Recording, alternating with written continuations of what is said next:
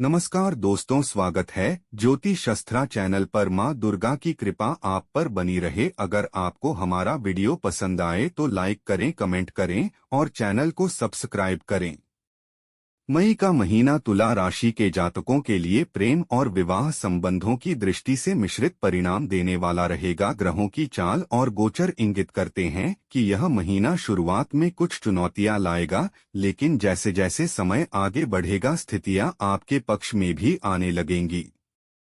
विवाह से संबंधित मामलों की बात करें तो मई का महीना पूरी तरह से अनुकूल नहीं कहा जा सकता। विशेषकर इसका प्रारंभिक भाग सप्तम भाव का स्वामी कमजोर स्थिति में रहने से विवाह या सगाई जैसे मामलों में बाधाएं आ सकती हैं। 14 मई से पहले सूर्य सप्तम भाव में गोचर कर रहा है, जिससे वैवाहिक जीवन में टकराव, अहंकार की भावना या जीवन साथी से अनबन की संभावना बन सकती है। मई माह के पहले भाग में विवाह संबंधी मामलों में कुछ रुकावटें आ सकती हैं। सप्तम भाव के स्वामी की स्थिति कमजोर रहेगी और सूर्य का सप्तम भाव में गोचर वैवाहिक जीवन में कुछ तनाव उत्पन्न कर सकता है। इस कारण विवाह से संबंधित चर्चाएं या प्रस्तावों में धीमापन रह सकता है। हालांकि मई माह के दूसरे भाग में स्थितियां बेहतर होने लगेंगी। बृहस्पति का पंचम भाव पर प्रभाव प्रेम संबंधों को स्थिरता और अनुकूलता प्रदान करेगा, जिससे प्रेम विवाह की दिशा में प्रगति संभव है। शुक्र की उच्च स्थिति भी सहयोग करेगी, लेकिन चूंकि यह छठे भाव में रहेगा, इसलिए सतर्कता की आवश्यकता बनी रहेगी।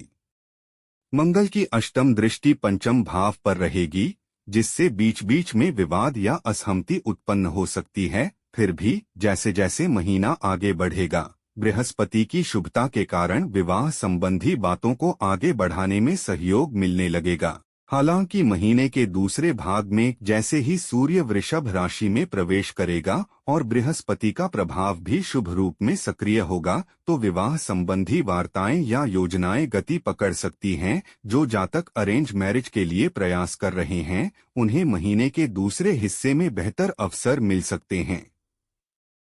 मई के पहले हिस्से में आपके पंचम भाव के स्वामी शनि सामान्य रूप से अनुकूल स्थिति में रहेंगे, लेकिन शनि की प्रकृति अनुसार थोड़ी दूरी, भावनात्मक जड़ता या संवाद में ठंडापन बना रह सकता है। इसके अलावा मंगल की अष्टम दृष्टि आपके पंचम भाव पर पड़ रही है, जिससे आपके प्रेम संबंधों में कभी कभार बहस या गलतफहमियां पैदा हो सकती हैं। प्रेम संबंधों को लेकर अधीरता या तीखी प्रतिक्रिया से बचना जरूरी होगा।